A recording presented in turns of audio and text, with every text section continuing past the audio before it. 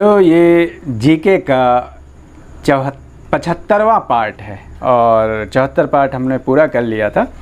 तो हम लोग बात कर रहे थे कि संगमरमर चूना पत्थर का मॉडिफाइड रूप है और ये टेम्परेचर और दाब और रासायनिक क्रिया के कारण एक लंबी अवधि में असादी चट्टान से कायांतरित चट्टान या इग्नियस ये परिवर्तित हो जाता है।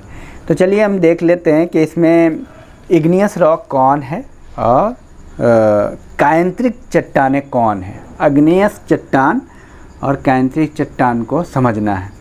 तो अग्नि जो है इग्नियस रॉक, उसमें आप लिखें, उसमें आता है ग्रेनाइट।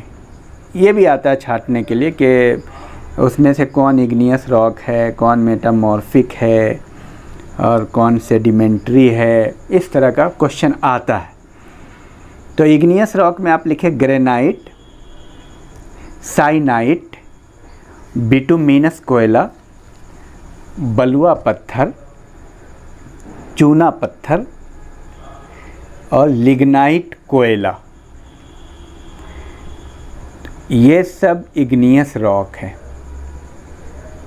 और कायांतरित चट्टान कौन है उसको आप लिख लीजिए। इसका कोई उपाय नहीं है, आपको याद करना ही पड़ेगा, फैक्ट है ये। कायांतरित चट्टान आप लिखिए, नीस है, जो ग्रेनाइट है वो चेंज होता है नीस में, और साइनाइट चेंज होता है साइनाइट नीस में। अब बिटुमिनस कोयला चेंज हो जाता है ग्रेफाइट में। अब बलुआ पत्थर चेंज हो जाता है क्वार्टजाइट में, और चूना पत्थर चेंज हो जाता है संगमरमर में। लिग्नाइट कोयला चेंज हो जाता है एंथ्रोसाइट में। लिग्नाइट कोयला जो है वो चेंज हो जाता है एंथ्रोसाइट में। तो आपको ये थोड़ा जानना है कि ग्रेनाइट चेंज होकर के क्या बनता है। तो ग्रेनाइट चेंज होकर के नीस बनता है कायांतरित, साइनाइट चेंज होकर के साइनाइट नीस, बिटुमिनस कोयला ग्रेफाइट बनता है, बलुआ पत्थर क्वार्टाजाइट बनता है और चूना पत्थर संगमरमर बन जाता है। जो प्रश्न आया था कि रासायनिक रूप में मार्बल को क्या कहते हैं, तो रासायनिक रूप में वो चूना पत्थर ही है। और लिग्नाइट कोयला एंथ्रोसाइट बन जाता है। कोयले का ही एक प्रकार है वो, लिग्नाइट, एंथ्रोसाइट। और एक क्वेश्चन आया था, सुमेलित कीजिए, तो उसको आप देख लीजिए। ये घास के मैदान हैं, दुनिया में घास के बड़े बड़े मैदान हैं। तो एक है प्रेयरी। प्रेयरी आप लोगों में से बहुत सारे लोग जानते होंगे, ये उत्तर अमेरिका में।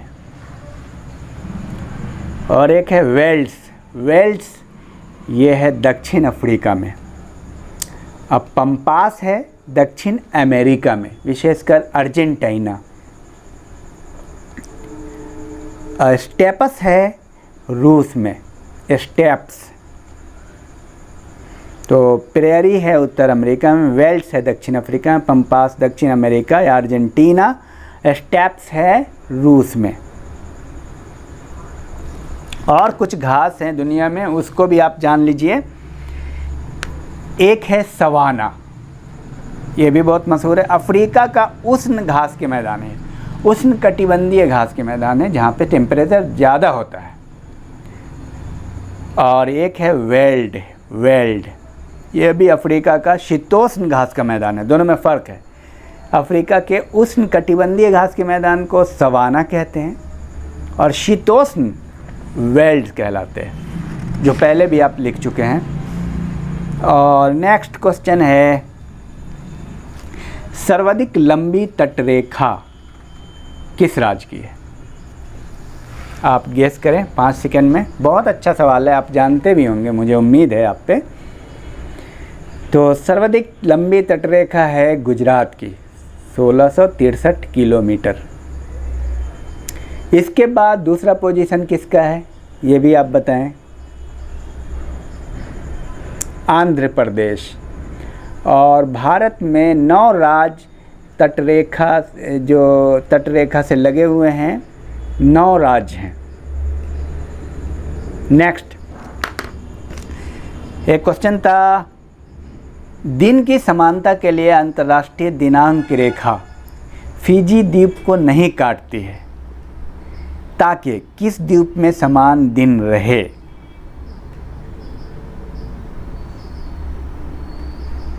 इसका सही आंसर है न्यूजीलैंड।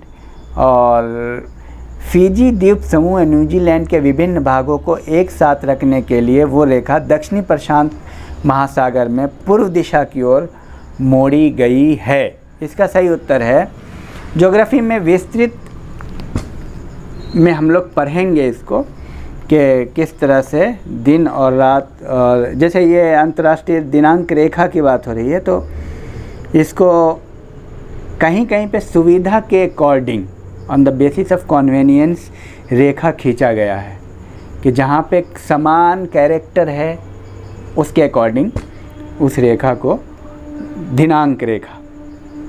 तो नेक्स्ट, जैसे बहुत आसान बात मैं आपको बता रहा हूँ, पूरे भारत में अगर आप देखेंगे तो टाइम का पूरे भारत में 1 घंटा का फ़र्क है, उससे ज़्यादा का फ़र्क हो जाता है। लेकिन घड़ी हमारे यहाँ कितनी है? टाइम एक है, एक ही स्टैंडर्ड टाइम है, एक ही घड़ी है। जबकि अमेरिका में कितने स्टैंडर्ड टाइम है और रसिया में, आप पता करके बताएं। भारत में एक ही टाइम है। भारत में जो व्यक्ति अरुणाचल प्रदेश में रह रहा है, अगर उसके लिए 6 बज रहा है सुबह में, और जो व्यक्ति गुजरात के तट पे रह रहा है उसके लिए भी सुबह का 6 बज रहा है, लेकिन सूरज निकलने का टाइम दोनों का अलग अलग है। दोनों की घड़ियां अलग होनी चाहिए, तो सुविधा के अकॉर्डिंग एक ही टाइम रखा गया। चलिए आगे बढ़ते हैं। बाल गंगाधर तिलक द्वारा अंग्रेजी में संपादित पत्र का नाम बताएं। बहुत अच्छा प्रश्न है ये। अंग्रेजी में कौन सा पत्र संपादित किया था उन्होंने? तो इसका उत्तर है द मराठा। और आपको बताया मराठा नाम से कन्फ्यूज़न होने वाला है। मराठा इंग्लिश में है और केसरी मराठी में है, काफ़ी कन्फ्यूज़न है। तो उनका 2 पत्र था, केसरी और मराठा। केसरी मराठी में है और मराठा इंग्लिश में है। तो ये तो बहुत अच्छा, ये उसी तरह हो गया जैसे हिंदू न्यूज़पेपर इंग्लिश में है। उत्तरी ध्रुव हमेशा प्रकाशित रहता है, प्रश्न आया था। तो 21 जून से 22 दिसंबर तक 6 महीना दिन और 6 महीना रात होता है उत्तरी ध्रुव में। 21 जून से 22 दिसंबर तक दिन रहता है। और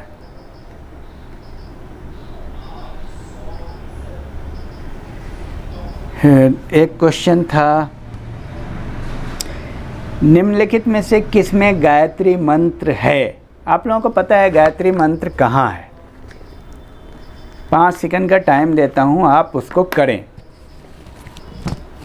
पहले वो इतिहास वाले सीरीज़ में भी ये प्रश्न आ चुका है और बार बार आता है। तो गायत्री मंत्र है ऋग्वेद में। ऋग्वेद कहते हैं ऋचाओं के क्रमबद्ध ज्ञान के संग्रह को, ऋचाओं के क्रमबद्ध ज्ञान के संग्रह को। इसमें कितने मंडल हैं? 5 सेकंड में उत्तर करें आप। 10 मंडल हैं। और सूक्त कितने हैं ये भी प्रश्न आता है। कितने सूक्त हैं ऋग्वेद में? 1028, ये प्रश्न भी आ चुका है। और ऋचाएं कितनी हैं? 10,462। तो ऋग्वेद में 10 मंडल हैं, 1028 सूक्त हैं और 10,462 ऋचाएं हैं। चलिए नेक्स्ट क्वेश्चन की तरफ बढ़ते हैं। भारतीय इतिहास में पागल बादशाह किसे कहा जाता है? 5 सेकंड में आप कर सकते हैं उत्तर, मुझे भरोसा है आप पे। मोहम्मद बिन तुगलक। तो और कुछ देख लेते हैं और उपनाम। तो लाख बख्श किसे कहते हैं? लाख बख्श, कुतुबुद्दीन ऐबक, जिंदा पीर। 5 सेकंड का टाइम दे रहा हूं मैं, आप सोचें। औरंगजेब, शाह बेखबर,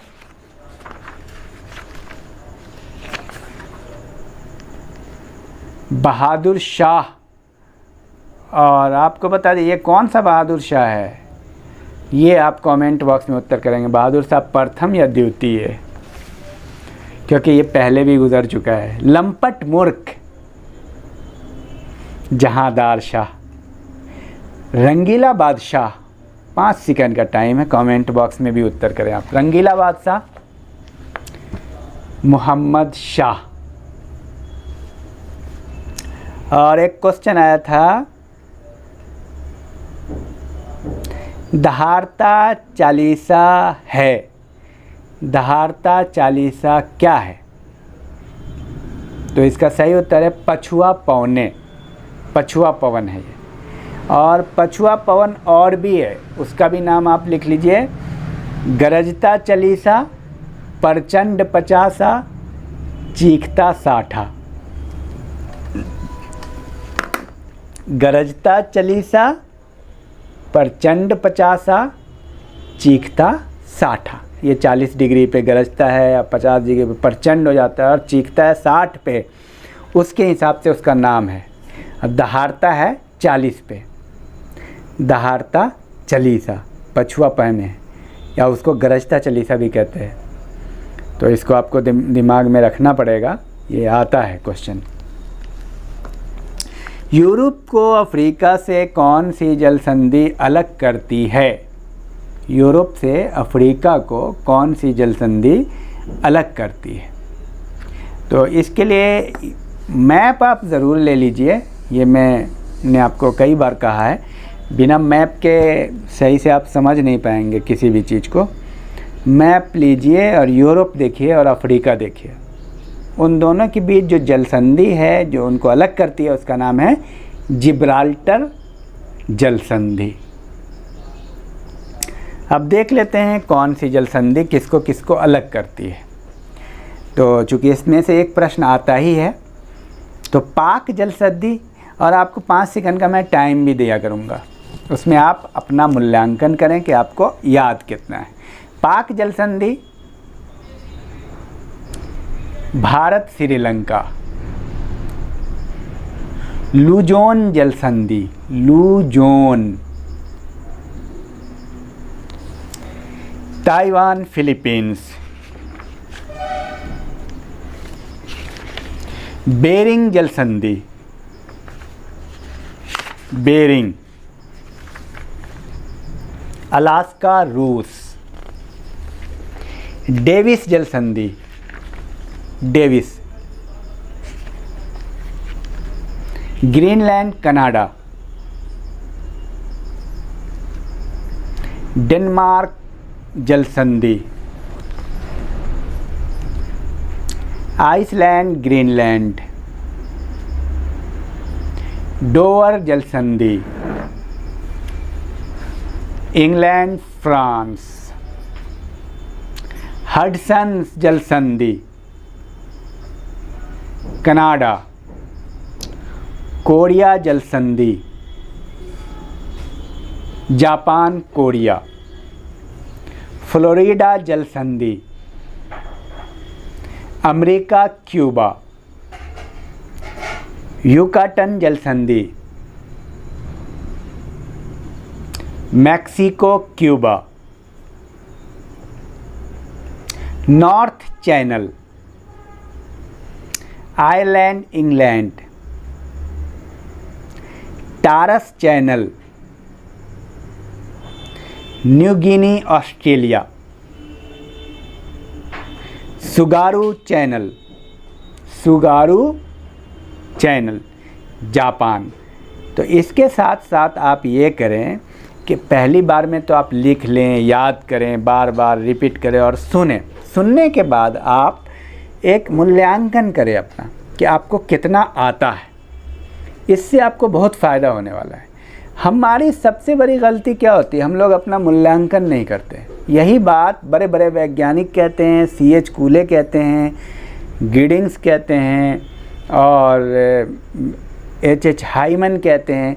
हम लोग जब अपना मूल्यांकन करेंगे तब पता चलेगा कि हमको कितना आता है। हम ऑप्शन के चक्कर में रहते हैं और हमें पता ही नहीं चलता सचमुच में हमें याद है या नहीं है। तो आप मूल्यांकन करें, इसको सुने और सोचें 5 सेकेंड जो आपको टाइम है कि आप कर पा रहे हैं कि नहीं। अगर आप कर पा रहे हैं तो आप कमेंट बॉक्स में उत्तर करें, और आप नए हैं तो सब्सक्राइब करें, लाइक कमेंट करें और ज़्यादा से ज़्यादा दोस्तों के ग्रुप में शेयर करें। Thank you.